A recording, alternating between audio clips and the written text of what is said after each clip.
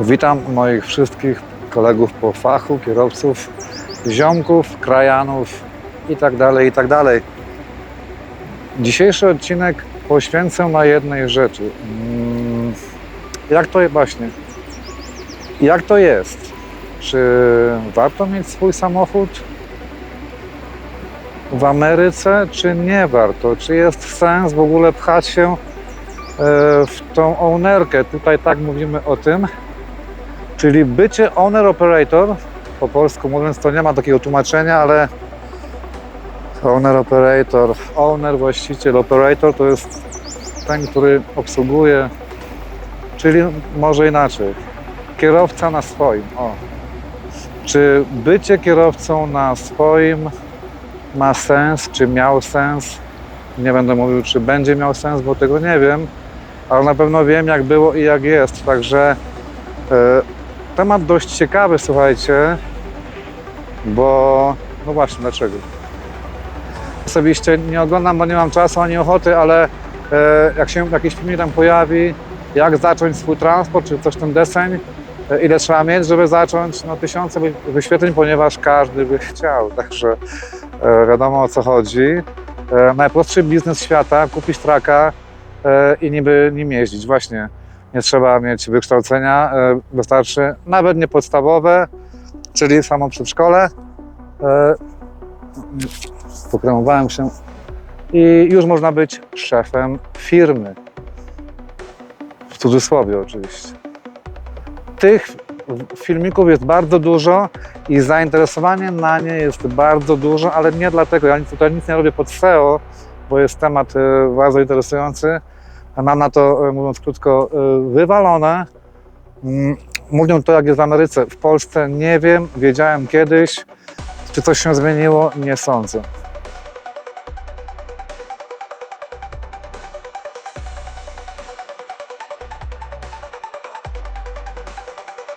Zanim przejdę do tego odcinka o ownerce, o byciu owner operator w Ameryce, pokażę Wam, gdzie jestem dokładnie, co robiłem, z czym jadę, bo muszę go cały czas dociskać.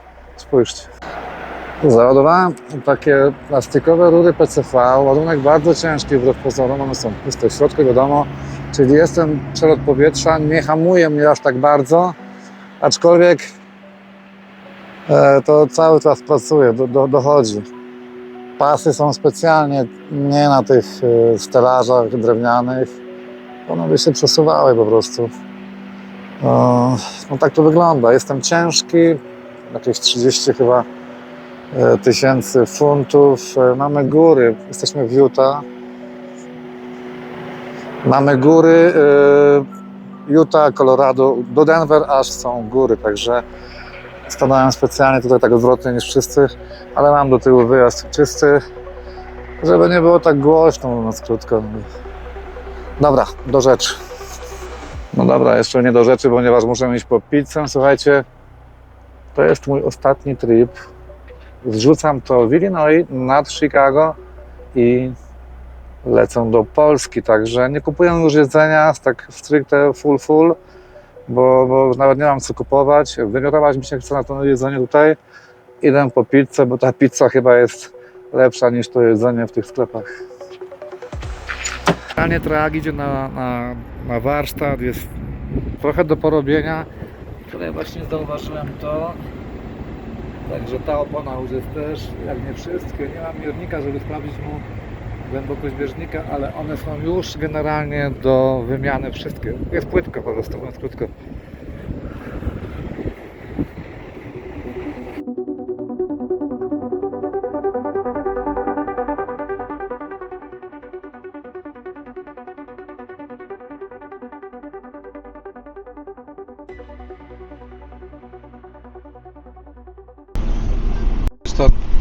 Ten kożuszek, bo coś, to nie jest byle jaki mikrofon, ale mam z nim problem, bo widzę to w moich nagraniach. No mniejsza z tym, tutaj jeszcze klima chodzi, jest szum, jest bardzo gorąco. Utah jest w tym momencie 104, to jest jakieś, słuchajcie, no ze 37. Bo 35 na pewno. Słuchajcie, okej. Wracamy do tematu. Ja wiem, że to jest temat, nie wiem czy mówiłem, czy nie, ale to jest temat drażliwy dla niektórych będzie, dla ownerów, dla kierowców na swoim, a dla niektórych to będzie oczywiste, logiczne i zrozumiałe. O co właściwie chodzi? To nie jest film w ogóle przeciwko owner operatorom, tylko to jest film przeciwko idealizowaniu tego modelu jako nie wiadomo jaki, no bo kim jest owner operator? Czym kierujemy się, może inaczej, czym kierujemy się kupując swój samochód? Kupując, nie kupując, bo to jest też, słuchajcie, tutaj ja tu bym musiał zahaczyć bardzo wiele jakby odnóg tego tematu. Swój samochód, swój czy banku i tak dalej, i tak dalej. Nie chcę już tego poruszać, bo tutaj mało kto ma w ogóle swój samochód, to od tego trzeba zacząć. Mało kto w ogóle jeszcze mniej ma swoją naczepę. Tak, ja jestem przeciwny, potem to rozwinę. Ale czym kieruje się właśnie taki kierowca, który mówi będę na swoim? On kieruje się tym, że chce być niezależny, chce decydować. To taka jest forma jakby awansu, tak jest to postrzegane. No i chce mieć dużo pieniędzy. Słuchajcie, i właśnie tutaj, w każdym z tych przypadków są mity, o których będę mówił, czy to się komuś podoba, czy nie. Oczywiście ja mówię tutaj w swoim imieniu, to jest tylko i wyłącznie moje zdanie. Oczywiście ja też mogę się mylić, czegoś nie wiedzieć, aczkolwiek tutaj, no, ale mam prawo do swojego zdania i swojego punktu widzenia tych właśnie konkretnych spraw. Słuchajcie, to raz, dwa, to słuchajcie, też byłem owner operatorem, kierowcą na swoim, takim swoim, ponieważ czym jest MC? Spójrzcie.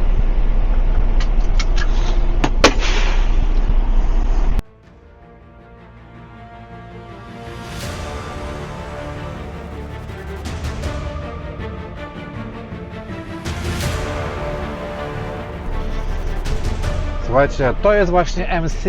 MC to jest numer, podobnie jak numer DOT. Numer DOT możemy sobie otworzyć. To nie jest zobowiązujące, on może być. Nie musimy mieć nic. MC też możemy mieć, ponieważ ja wciąż mam, ale musimy to MC uaktywnić.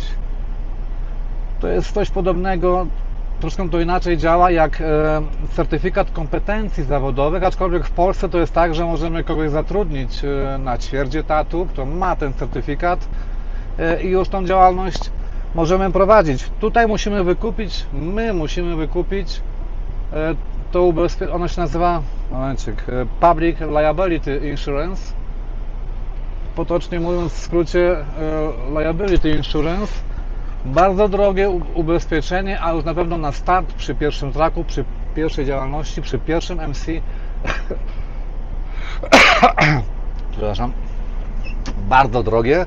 Ja za nie zapłaciłem ponad $20,000. To jest oczywiście na rok. Dobra, do tematu, słuchajcie. Tu nie będę mówił nie wiadomo co, jak skrócę to jak najszybciej.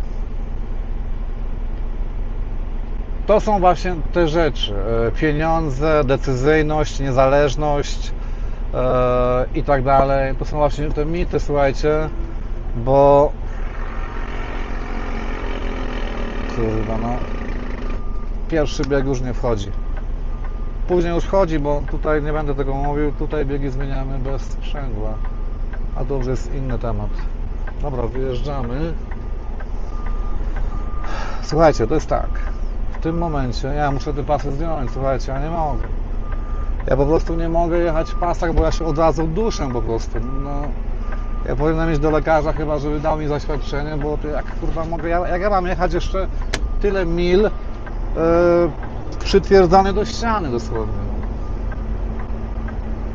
Nie jeżdżę, generalnie nie jeżdżę, ale czasem założę po prostu, ale to jest tylko i wyłącznie moja sprawa, nawet jeśli to jest przeciwko prawu.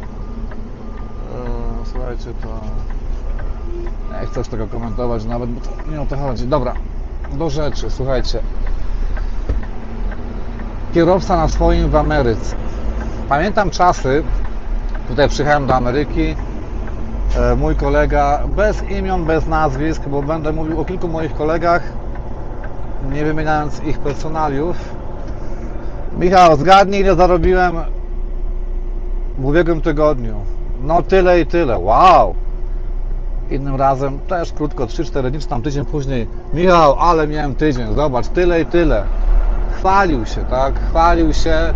Słuchajcie, a ode mnie pożyczał pieniądze na remonty samochodów.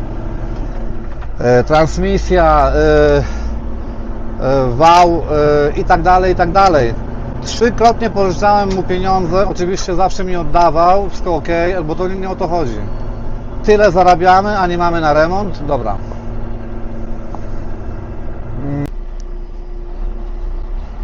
Słuchajcie, w Ameryce, tutaj, jak pamięcią sięgnę, nie było nigdy, nie wiadomo jak w tym transporcie. Mówimy o 3 milionach tutaj aut jeżdżących, zarejestrowanych, nie będę tutaj wnikał, czy jeżdżących. 3 miliony aut zarejestrowanych. Pewnie 2,5 jest na bieżąco w trasie. Ta Ameryka znowu nie jest aż tak potężna, dla mnie jest bardzo mała, bardzo ciasna, ja już w ogóle nie mam gdzie jeździć i tak dalej, i tak dalej. No gdzieś te 3 miliony aut trzeba upchnąć. Ładunki. Czas COVID-a. Komicznego COVID-a, słuchajcie. W czasie COVID-a otworzyło się w Ameryce 150 000 nowych firm, przeważnie jednoosobowych, czyli kierowcy podchodzili ze swoich firm, był boom, szał, rejty w górę, każdy się zachłysnął jak szczerbaci na suchary, ja również, ale tutaj jest jedna różnica. Ja tak naprawdę kupiłem mojego traka, spójrzcie.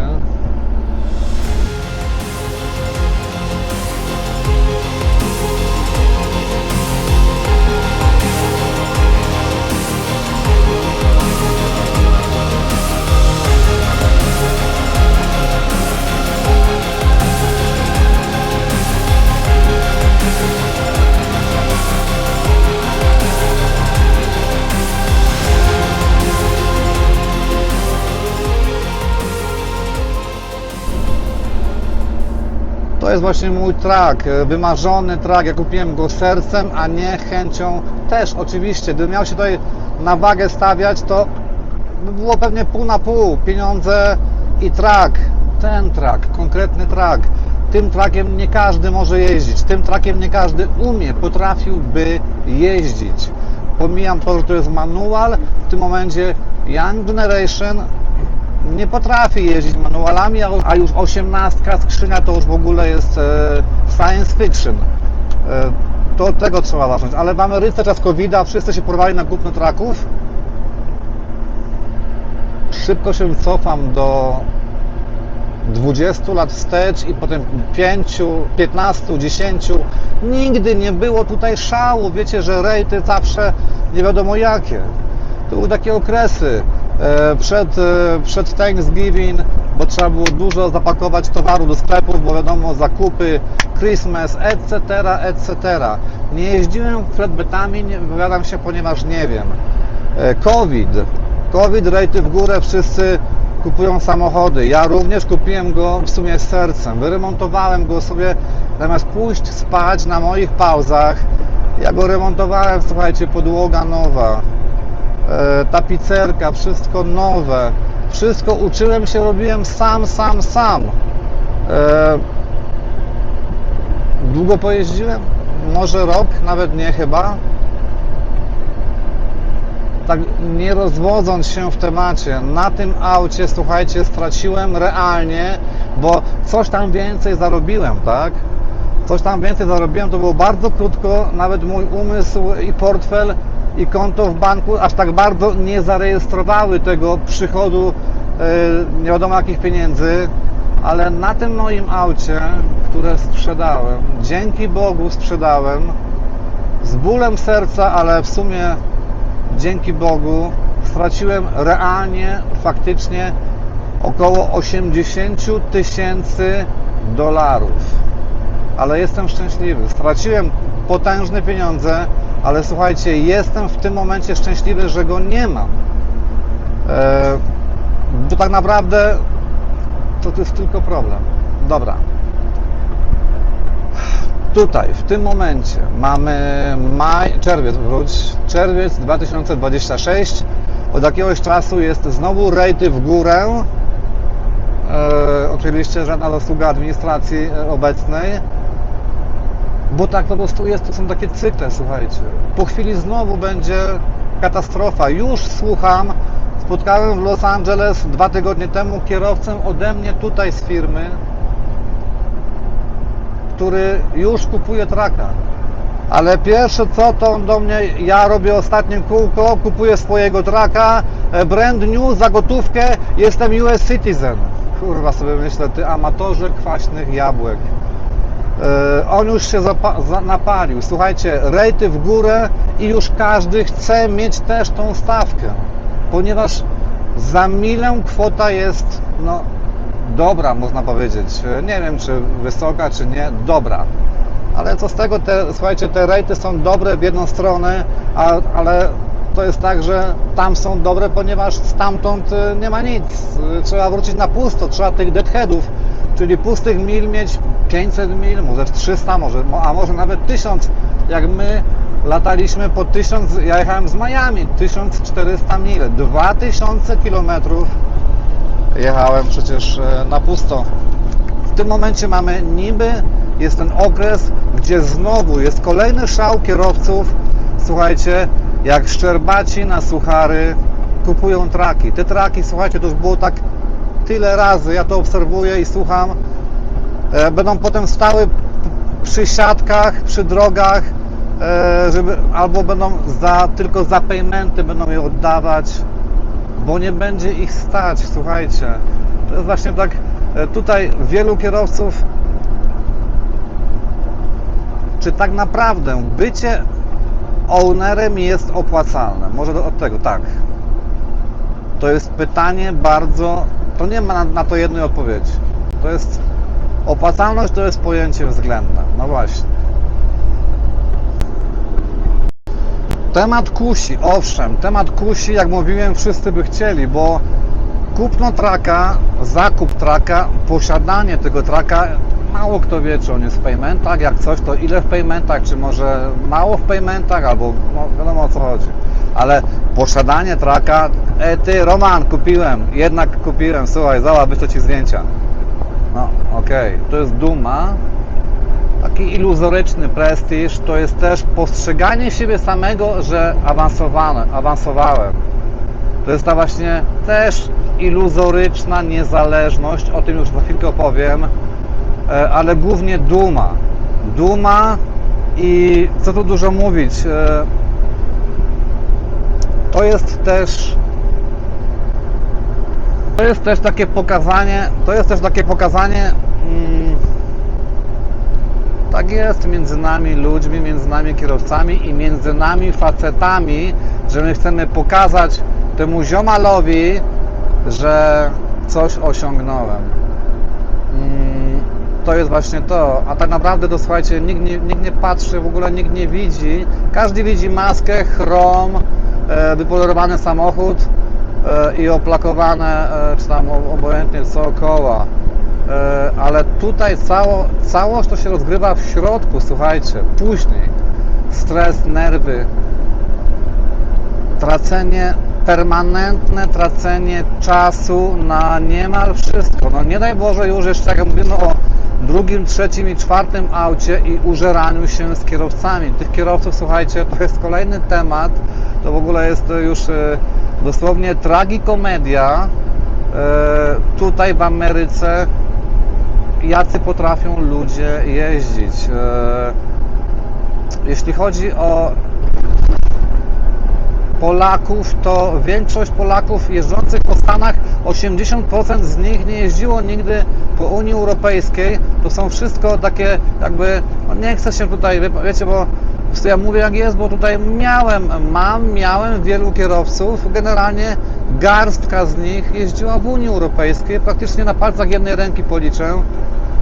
Wszyscy tutaj poszli, ponieważ na traki, ponieważ dobre płace, no męska robota, a sprzątać szufelką i szczotką warsztat, czy nosić płyty paździerzowo-pilśniowe na budowie, no nie za bardzo. Czyli idziemy na traki, takie zło konieczne. Tak to właśnie wygląda, słuchajcie, ja mówię po prostu jak jest, ktoś się obrazi czy nie, no trudno, no. I teraz tak, że ja nie mogę, ja się po prostu normalnie źle czuję. Taki przyszły owner operator, już nie mówię o MC. Tutaj w Ameryce bardzo popularne, w większości przypadków tak właśnie jest. Taki John widzi, że jego boss jeździ za $4,5 za milę. Kurde, jeśli on jeździ, to ja też, to ja kupuję, wiesz, paymenty, wszystko. On jeszcze nie wie w ogóle, że trzeba za wszystko zapłacić, to wychodzi, słuchajcie, tyle. Często ludzie, tak zwany gross. Gross to jest po polsku obrót. Niech to będzie obrót tygodniowy. Tutaj wszystko jest w tygodniach. Obrót tygodniowy. Tak naprawdę trzeba liczyć ten, bo to, że on weźmie roczne ubezpieczenie, autokasko, czyli no, dwie strony ubezpieczenia, potem jeszcze to extra liability insurance, cargo insurance, wszystkie inne opłaty, highway i tak dalej. Słuchajcie, to są potężne koszty. Ci ludzie tak naprawdę mało o tym wiedzą, nie znają tych kosztów, ale oni już kupują traki, bo mój boss jeździ za 4,5 czy za 4 za milę. No i potem się zaczyna, słuchajcie, jazda. Tak było, słuchajcie, tych cykli było już tyle, na przełomie ponad 20 tutaj tych lat, gdzie jak zacząłem jeździć w Stanach, że nie jestem w stanie tego opowiedzieć, bo muszę to mówić chyba za 3 godziny. To jest wszystko okresowe. To jaranie się w tym momencie też nie sądzę. Osobiście uważam, że to za chwilkę padnie. Jaranie się tym, że mój boss zarabia w tym momencie dobre pieniądze, to jest, słuchajcie, największym błędem. Tutaj zaczyna się jazda właśnie, jak zaczynamy jechać, wiadomo o co chodzi, że jak się jeszcze trak zaczyna psuć, to już w ogóle, słuchajcie, no nie znam owner operator tutaj, którzy tak naprawdę mają lepiej niż ja. Oczywiście tutaj nie chcę mówić, ile ja mam pieniędzy, bo co ja nie mam, bo to nie o to chodzi. Ja też byłem ownerem, straciłem potworne pieniądze i na myśl o tym, że nawet jeśli te loady byłyby po $5 za milę, bym w życiu nie pomyślał, żeby kupić po raz kolejny auto i jeździć jako owner operator. Owner operator, no ta wolność, ta decyzyjność, ta niezależność, ta duża forsa, o której mówiłem wcześniej, czy to właśnie jest? Absolutnie nie, bo większość kierowców wsadza auto pod firmę. Często jest tak, że pod firmę, w której jeździ, albo szuka innej firmy. Słuchajcie, to, że jest krojony na rejtach, ponieważ w dobie edytowania PDF-u, czyli formatu PDF, można każdą kwotę nanieść w ciągu 2 minut. To jest, słuchajcie, standard w całej Ameryce, niemal w każdej firmie, nieważne polska, ukraińska, amerykańska, bułgarska, wszyscy oszukują. Słuchajcie, niezależność i jaka? Ty jeździsz tam, gdzie oni ci znajdą load. Jeśli ty mu powiesz, że chciałbyś do Miami jechać, to on ci powie, słuchaj, ale stamtąd nie wrócimy, to już nie jedziesz, to jest bardzo, słuchajcie, proste. Nie wrócimy, bo stamtąd nie ma czym wrócić, czyli do Georgii na pusto, deadheady, znowu koszty. To nie jest tak, że my tutaj jako ownerzy, podpięci pod inne firmy, decydujemy w ogóle w czymkolwiek. Jesteśmy oszukiwani, nie jesteśmy decyzyjni. Ta forsa, słuchajcie, ona tylko i wyłącznie jest, jeśli nam się nie zepsuje samochód. Te awarie są różne, bo jak nam pójdzie brake chamber czy poduszka powietrzna, to są jeszcze małe koszty. Jak jeszcze to umiemy sami wymienić, to już w ogóle. Ale jeśli nam pójdzie coś w silniku, hamulce i tak dalej, słuchajcie, mówimy o tysiącach dolarów kosztów i nawet jeśli jest ta górka, ewentualna górka, to my ją bardzo szybko tracimy. Słuchajcie,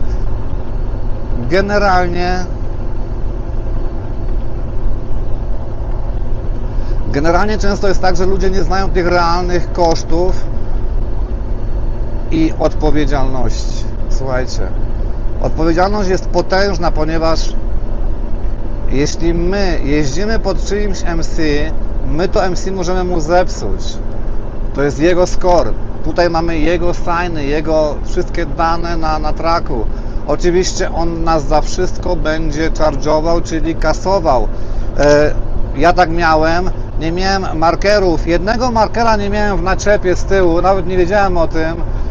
Zdjął mnie kap na highwayu, inspekcja, tu nie masz tego. No i co, a firma, nie pamiętam czy charge'owali mnie 100 czy 200 dolarów. Słuchajcie, za wszystko trzeba płacić, tych kosztów jest tak dużo i przy tym realnym grosie, jak policzymy, ten gros, no niby, o, tyle, tak, ale to nie jest, słuchajcie, tak. Liczę to realnie, nie oszukuję sam siebie, a wielu ludzi to robi. Oni chcą. Ja wiem, że tutaj ja może, mówiąc o tym wszystkim, no, jedni powiedzą, co on pieprzy, ja tam mam zajebiście. No, ciekawe, chciałbym to widzieć, myślę, że nie, myślę, że to jest takie oszukiwanie samych siebie, bo to, że w tym momencie, słuchajcie, te rejty są delikatnie wyższe niż były jakiś czas temu, to naprawdę nic nie znaczy, nic a nic. Ci ludzie są kasowani za wynajęcie naczepy, za wynajęcie wszystkiego, za wszystko. Są kierowcy, którzy czują się sami na swoim, a słuchajcie, te traki generalnie tylko kupili, sprowadzili go na parking, nawet plejty, czyli numery rejestracyjne są od firmy, ubezpieczenie pod firmę, nic nie mają swojego. Jeśli, mówiąc tak krótko, jeśli ta firma zbankrutuje, upadnie, on zostaje i bez forsy, bez roboty i od razu bez numerów, ten trak nadaje się tylko do holowania. Nigdzie nie pojedzie, ponieważ wszystko jest firmy, a nie jego.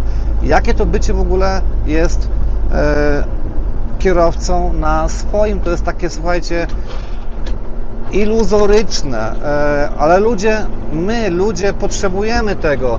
Ja wiem, że tutaj ja nie przetłumaczę, nie przekonam, nawet nie chcę tego robić. Ja po prostu mówię jak jest, że to jest wszystko zakłamane, psychologicznie bardzo mocne, bo niby jesteśmy na swoim, niby my płacimy za paliwo. No to też tutaj jest też inna kwestia, bo to firma płaci, potem nas kasuje. Słuchajcie, gęsto my tylko jesteśmy nawet nie właścicielami blachy i metalu, bo przeważnie to jest wszystko w paymentach, w ratach potężnych. Często jest tak, że okres leasu czy kredytu jest tak długi, że ten cały dobrobyt jest 5 razy krótszy i potem się właśnie zaczynają, słuchajcie, problemy, które ja przewiduję, że będą już tutaj teraz albo w wakacje, albo szybko po wakacjach. Tak było, słuchajcie, zawsze. Swoje własne MC, czyli ten certyfikat kompetencji zawodowych, to nie jest to samo, ale tak porównuję. Też to miałem, słuchajcie. Zdecydowałem, że jednak będę totalnie independent carrier, czyli totalnie niezależny przewoźnik. Aż mam ciarki na rękach, jak pomyślę o tym, że miałbym do tego wrócić. Ale mam kolegę, bez nazwisk, bez imion, któremu de facto bardzo kibicuję. Słuchajcie, tu mam górkę, ja się wspinam już. Któremu bardzo kibicuję, ale jednocześnie mu więcej współczuję, wiecie. On się zawziął, już ma chyba 3, z tego co pamiętam, 3 te Cascadie. Ja już nie chcę mówić, że Cascadia dla mnie to nie jest żadnym trakiem, ale to jest taki najszybszy samochód, który jakby koń pociągowy do naczepy, szybko się go kupi i szybko się go sprzeda. To tak właśnie jest. Kurwa. Ja pierniczę.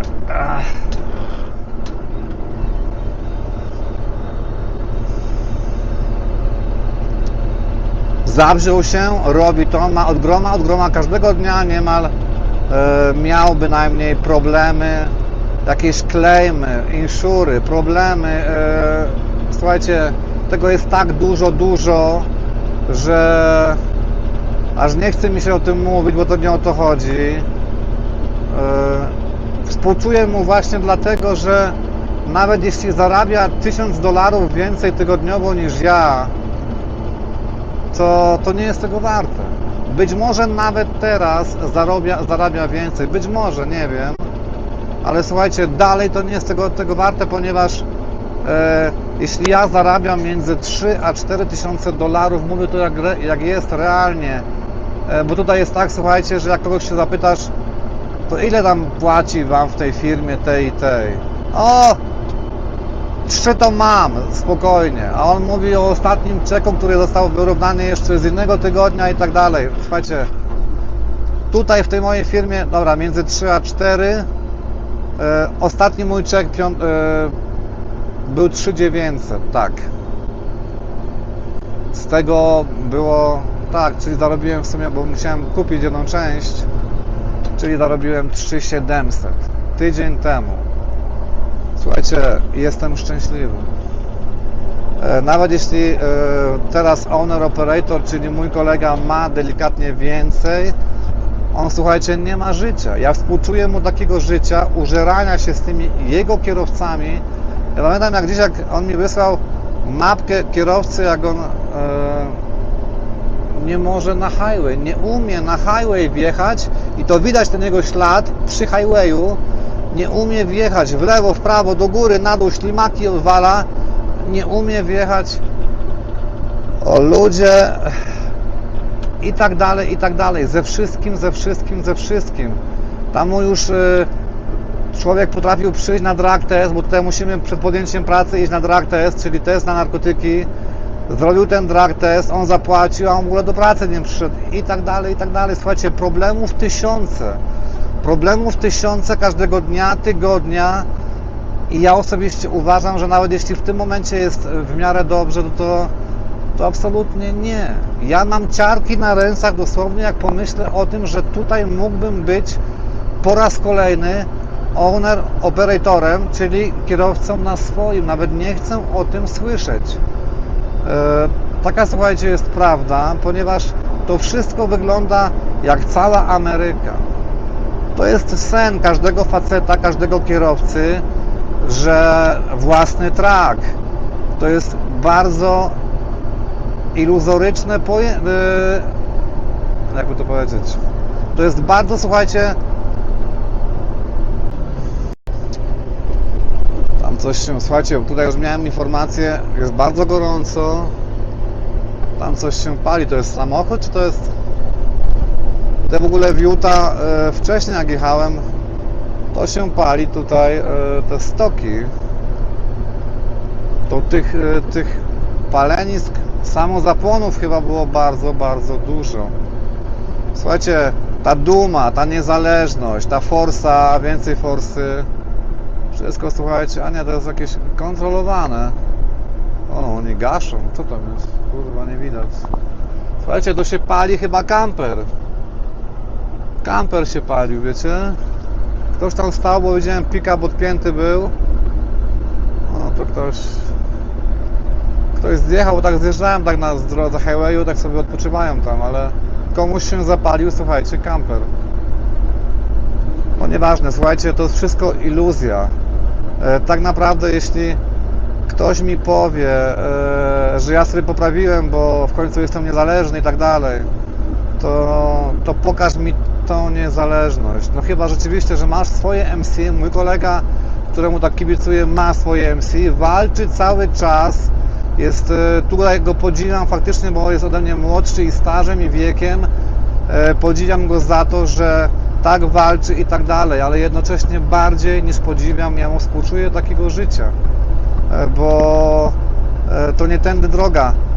Jeśli jesteśmy, słuchajcie, bez rodziny, bezdzietni, bez rodziny, mamy tego czasu 24 na dobę, to faktycznie, no to zaryzykujmy. Ja też ryzykowałem w swoim życiu bardzo, bardzo dużo. Kupno traka też było potężnym ryzykiem, straciłem, nie przeżywam, cieszę się. Wbrew pozorom, ja się cieszę. Mój kolega walczy, dlatego go podziwiam, współczuję, jak mówiłem, bo ja sobie nie wyobrażam takiego życia. Każdy mężczyzna właśnie chce, mamy chyba to w genach, ten, kto już był kierowcą, marzy o własnym traku. pierś do przodu, mój, to mój. Takie właśnie, to są same problemy, słuchajcie, naprawdę same problemy. Jeśli ktoś ma rodzinę, dzieci, z którymi chce spędzać więcej czasu niż 5 minut na dzień, to absolutnie nie. Jeśli ktoś chce mieć więcej pieniędzy, to wolałbym te pieniądze zainwestować w coś innego, na pewno nie w bitcoiny, ale nie we własnego traka. Słuchajcie, tutaj ja zarabiam bardzo duże pieniądze i mam święty spokój. Ja w tym momencie kończę trip, ja lecę do Polski i tak naprawdę, no nie chwaląc się, ale stać mnie na wszystko, słuchajcie, mam wywalone na wszystko, odpoczywam, nie martwię się. Tutaj, tych wszystkich moich znajomych, ja tak już nie mam kontaktu, ponieważ jestem zbyt zajęty, ale ci ownerzy, których znałem, tak naprawdę, słuchajcie, nie mają pieniędzy, żeby do Polski pojechać na wakacje, a jeśli nawet, to jest naprawdę wszystko tak na granicy w ogóle już wytrzymałości finansowej. Słuchajcie, taka jest prawda, co tu dużo mówić, ale tutaj bym znowu musiał wejść w kolejną odnogę tutaj problemu, czy zostawać w Ameryce, czy nie zostawać w Ameryce. Powiem krótko, bo wiem, że tutaj no, są te programy sponsoringowe, kiedyś ich nie było, teraz już one są. Jak tak czytam, słuchajcie, że ten z rodziną całą od razu zjeżdża. Żona, dzieci, na hurra! Tych na hurra, słuchajcie, to też spotkałem, poprzyjeżdżali z UK, tam mieli pieniążki, żeby na ten sponsoring opłacić, bo to kosztuje chyba w granicach 50 000 złotych. I pierwsze co pobrali tutaj, to pobrali BM-ki, czy tam inne jakieś samochody, ekskluzyw, na paymenty, wiecie, wszystko takie na hurra. Tak samo z tymi trakami, to nie jest tak. Tak z Ameryką, słuchajcie, czytam, że ten z rodziną właśnie, bo straciłem myśl, ten z rodziną, z dziećmi od razu potężny błąd.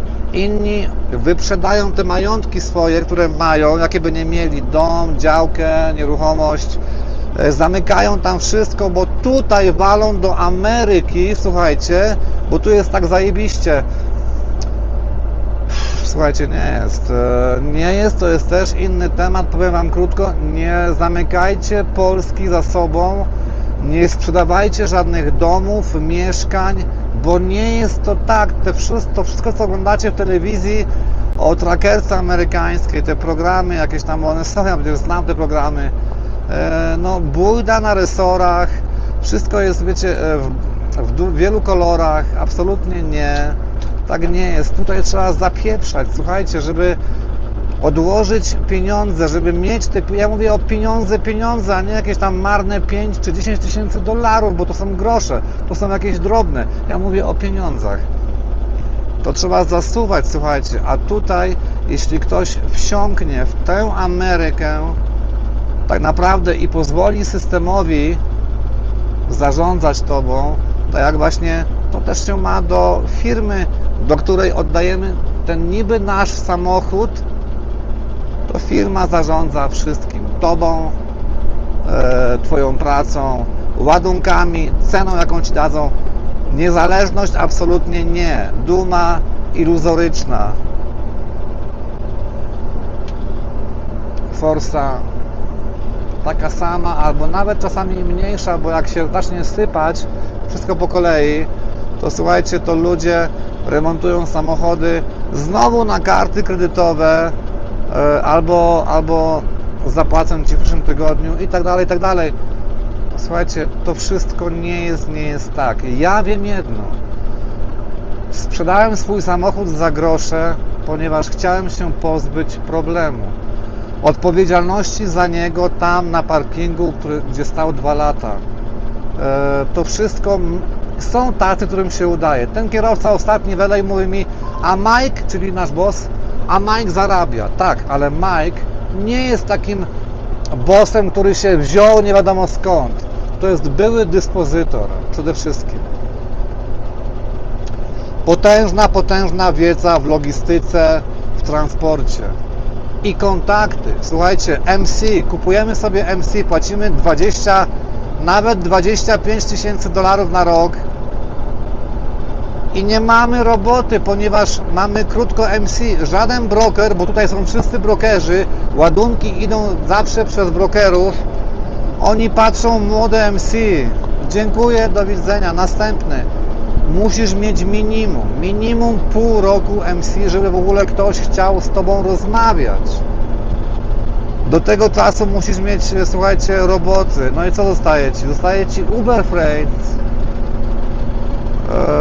jakieś tam, no i podpięcie się pod firmę, to tylko to, słuchajcie, ale jak podpinasz się pod firmę, to nie masz swojego MC, czyli pół roku Ci się nie, staż Ci się nie idzie i tak dalej, słuchajcie, ale ktoś powie, ale innym się udało. No właśnie, ale kiedy się udało?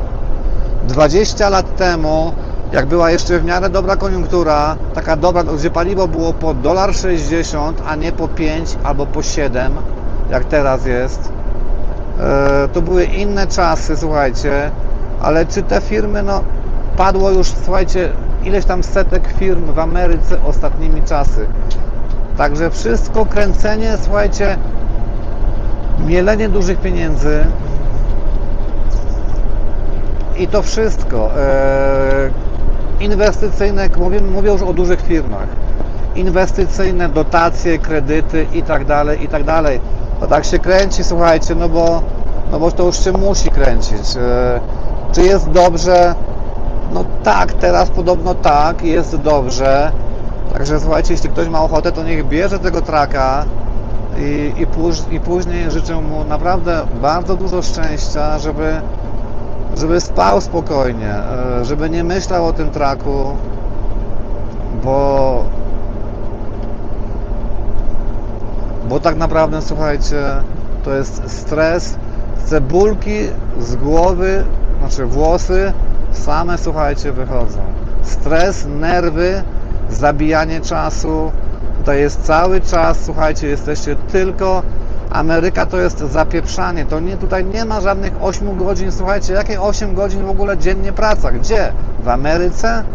Jeśli ktoś pracuje 8 godzin, to musi to być adwokat, na pewno nie lekarz, bo oni wiadomo o co chodzi, chociaż też nie. Tutaj, słuchajcie, pracujemy naprawdę bardzo dużo. My jako kierowcy pracujemy 70 godzin w tygodniu, a w Europie 90 na 2 tygodnie.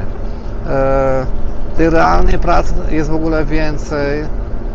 Także słuchajcie, naprawdę uważam, że trzeba najpierw przede wszystkim mieć duże doświadczenie w trackerce, w transporcie, żeby w ogóle liznąć temat kupowania samochodów, ponieważ ja wiem, że ludzie z Polski przyjeżdżają, dopiero co CDL zrobili, a oni już kupują na paymenty traka, ponieważ usłyszał, że jest dobrze, że rejty są wysokie. Słuchajcie, no po prostu to już taka kpina po prostu się robi.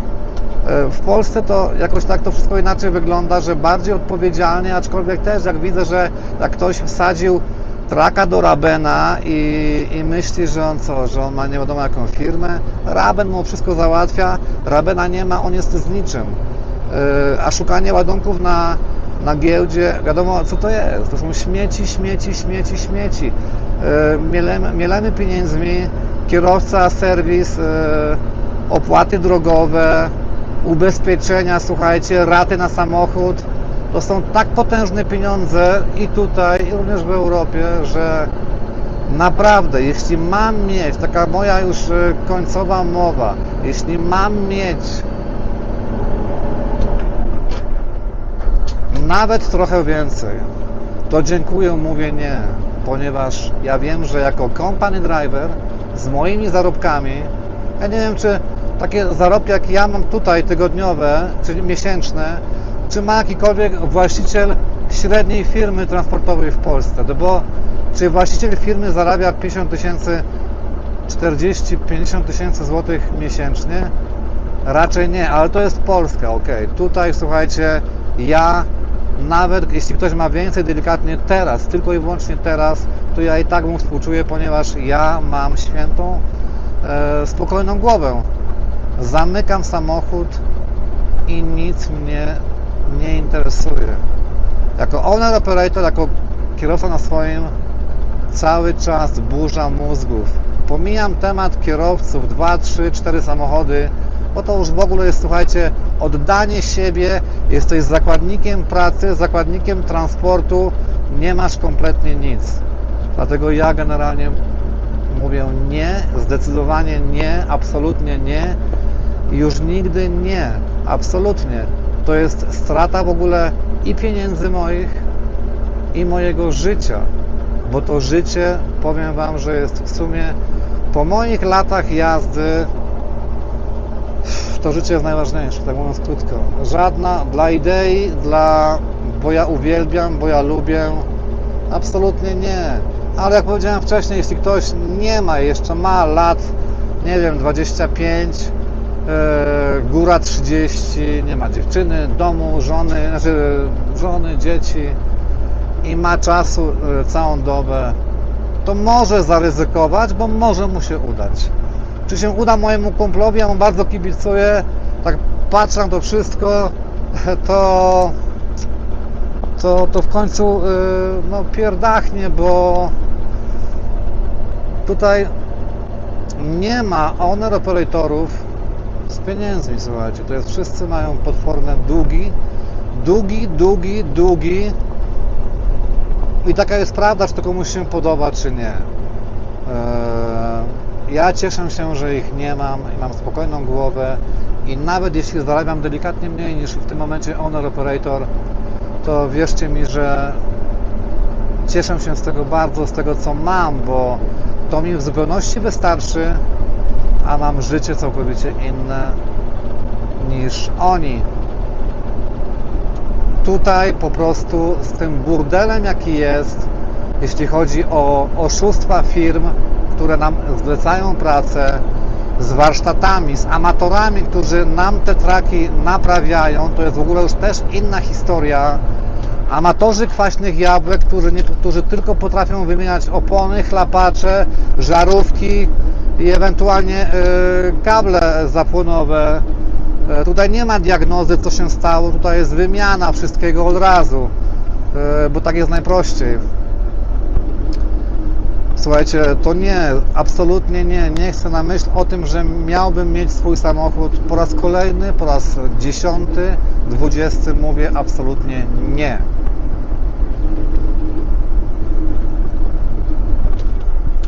A jeśli ktoś lubi tak, no, dowartościować się tym, że ma jeden samochód, 2, 3 i on tym zarządza, to super, ja mu bardzo gratuluję. Jednocześnie też współczuję, słuchajcie, bo wiem, przez co musi przechodzić, wiem, jakie życie musi mieć i wiem, co jeszcze może go czekać. Słuchajcie, kupę problemów i tak naprawdę nic poza tym. A tym, którym się udało, to tak możemy też powiedzieć o tych ludziach, którym się udało w branży technologicznej, w branży fryzjerskiej, w branży kuchennej. No nie każdy będzie Magdą Gessler, nie każdy będzie jakimś tam projektantem mody, mimo to, że jest po szkole i tak dalej, i tak dalej. W odpowiednim czasie, w odpowiednim momencie trzeba się znaleźć, to się musi wydarzyć, też musi być ten fragment, nuta szczęścia, żeby się to udało. Mój kolega próbuje, walczy, za co go właśnie podziwiam i cenię, ale bardziej współczuję, ponieważ takie życie jak on wiedzie tutaj, no nie chciałbym, absolutnie nie chciałbym, bo to nie jest żadne życie. Także słuchajcie, tyle, nie powiedziałem nic nowego. Na pewno wielu myśli sobie, ale pieprzy głupoty, ja tam mam swój samochód, jeszcze mam 8 lat do spłaty, będzie git. Tu są też inne kwestie, ile on nadpłacił i tak dalej. Słuchajcie, to są tematy bardzo szerokie, bardzo długie, nie takie proste, tylko ciekaw jestem, ile ten ktoś był w ostatnim roku na wakacjach, tak naprawdę na prawdziwych wakacjach. I tak, bo słuchajcie, bo tutaj bym znowu musiał powiedzieć odnośnie całej tej egzystencji tutaj w Ameryce.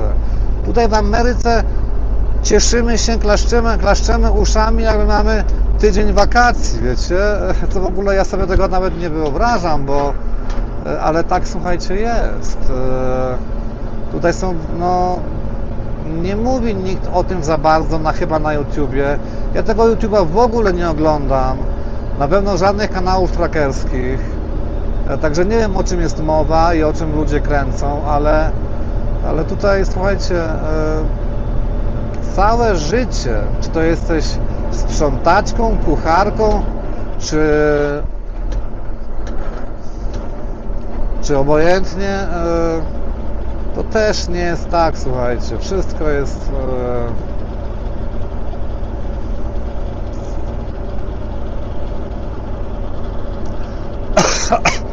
Pojmujemy po prostu Amerykę, cały ten transport amerykański pojmujemy tak bardzo kolorowo, na bogato.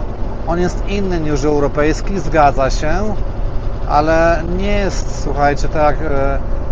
Ja Amerykę postrzegam całkowicie inaczej. Mam kumpla też innego, bez imion i nazwisk, który jest zachwycony Ameryką.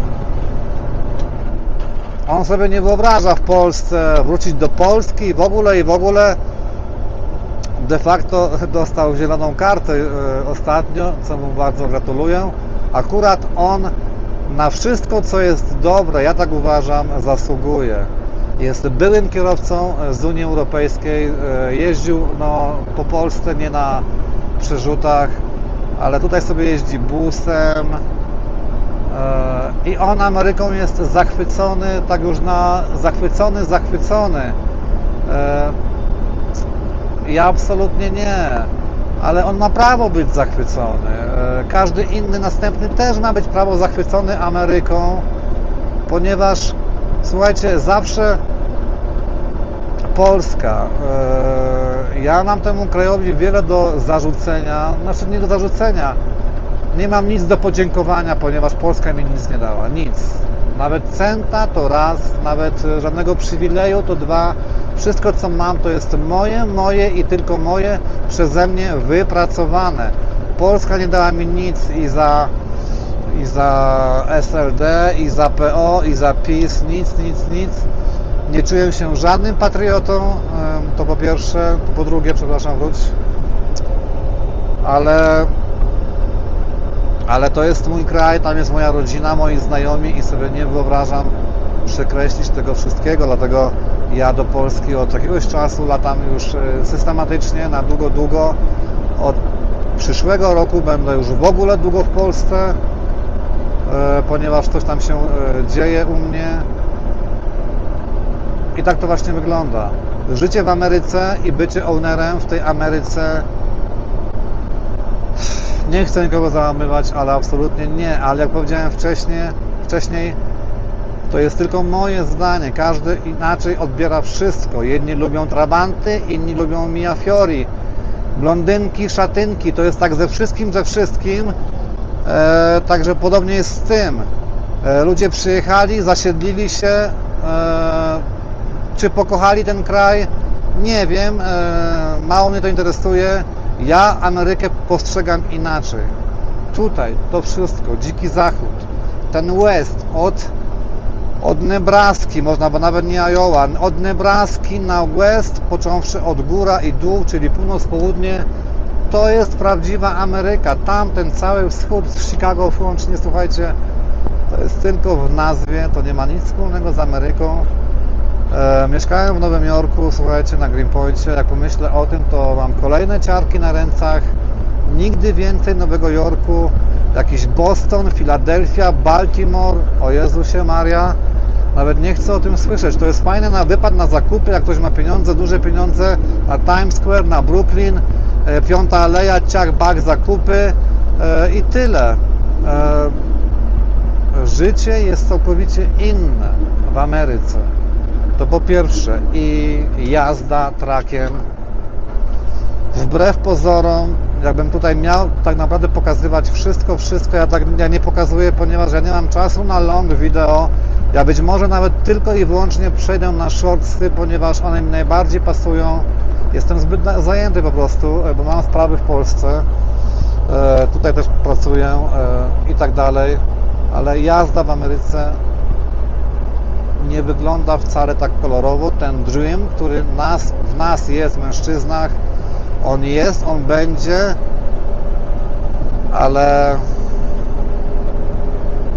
trzeba go przygaszać, słuchajcie, bo można mieć po prostu kupę nieprzespanych nocy, problemów i od groma długów. Słuchajcie, dziękuję Wam bardzo za uwagę. Jeśli mnie dotrwaliście do końca, tyle w temacie tej całej ownerki tutaj. Jazda w Ameryce i tak jest całkowicie lepsza niż jazda po Europie jako company driver, ale i przy tym ja pozostaję i pozostanę już do końca mojej tutaj kariery zawodowej. Ona będzie stopniowo wygaszana, ale już mniejsza z tym. Dziękuję za uwagę i życzę Wam miłego wieczoru.